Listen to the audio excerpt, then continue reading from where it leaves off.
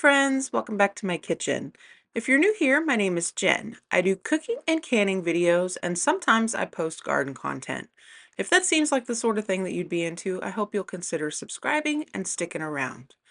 Today we're going to be making blueberry cream cheese bread.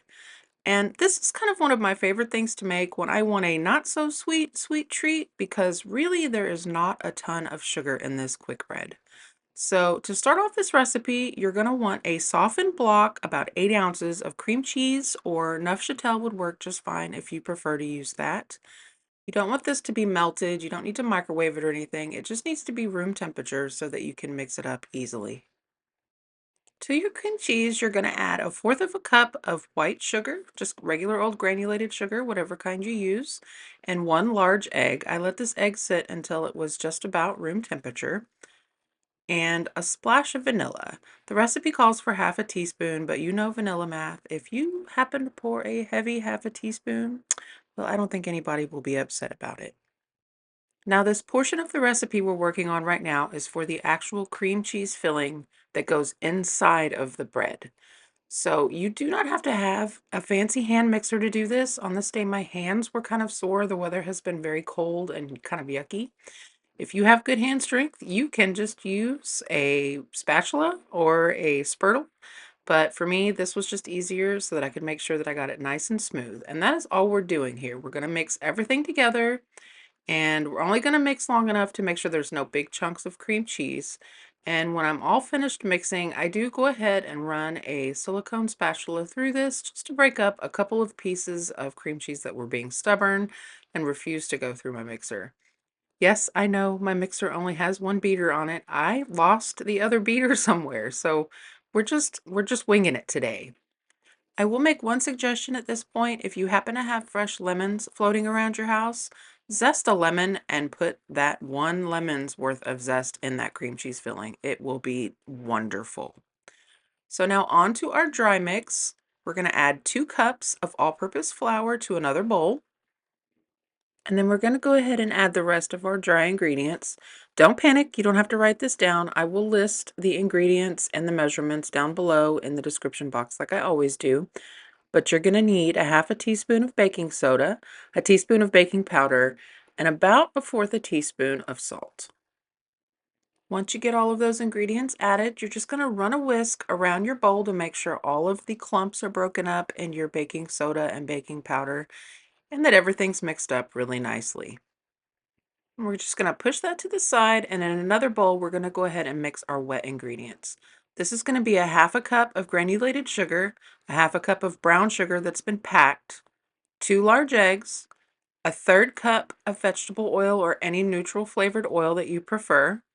And this recipe calls for 3/4 cup of buttermilk. I don't keep buttermilk in my house, so what I did was I took 3/4 cup of milk and I added a couple tablespoons of lemon juice to it to help sour the milk. After that, you're going to need about a teaspoon of vanilla extract, and again, I say vanilla math, add as much as you like.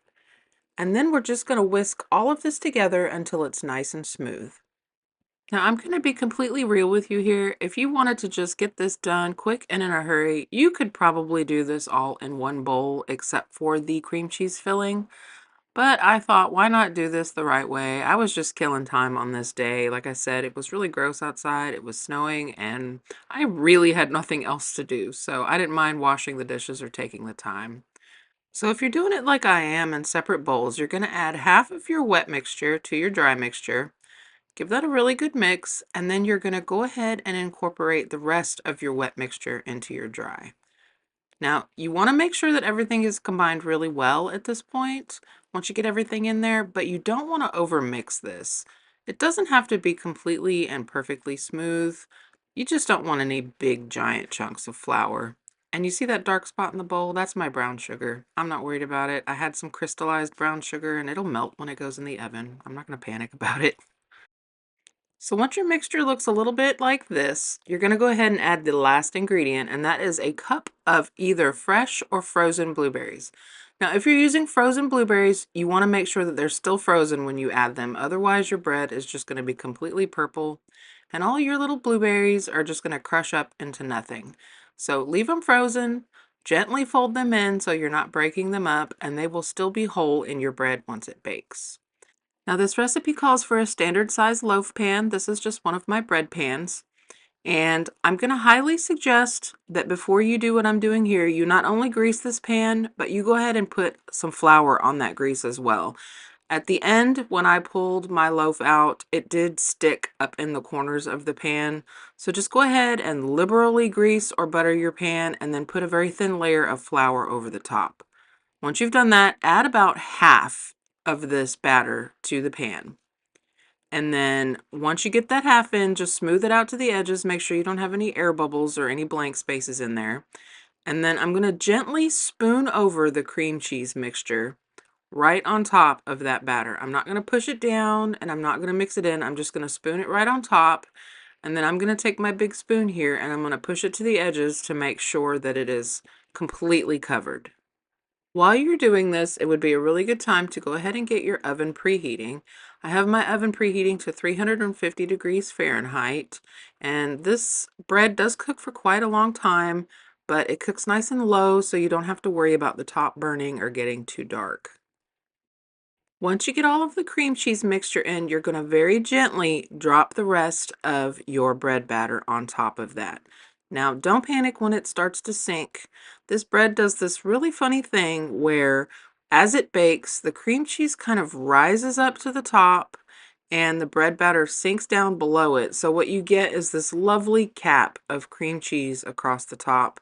And some of the bread dough does sort of absorb that cream cheese and it makes it very rich and moist bread. And then you have a like better than frosting topping on the top. So don't panic when it does this and you go to put it on and it starts to sink down in the cream cheese. I promise it'll be okay. Everything will be just fine. Now I do take my spoon and kind of push that bread batter to the edges and swirl it around a little bit, but I promise you it really does not make a huge difference. I just did this because I was just being a little extra, but you don't have to do this. So you're going to go ahead and pop this in the oven at 350 degrees Fahrenheit, and this is going to cook anywhere from 50 to 60 minutes. I cooked mine for 60 minutes. Now everybody's oven is completely different, so I say after about 45 minutes, just keep an eye on it to make sure the top isn't getting too dark. When your bread is done, you should be able to insert a toothpick in the bread portion of it, not the filling portion, and the toothpick come out clean.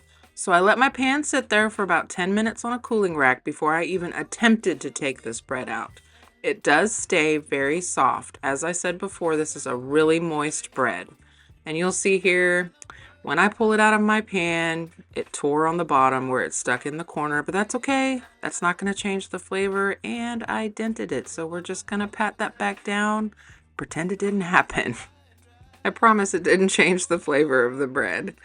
So when you get ready to cut this, you need to make sure that it is completely cooled off because of the cream cheese filling. If it is still warm or too hot, you run the risk of some of that filling running out. So just let it sit, try to be patient as best as you can. And if when it's cooled, you decided you wanted to put a powdered sugar glaze on top, that would be amazing too. But I thought, I don't want all that extra sugar. This bread is good enough on its own.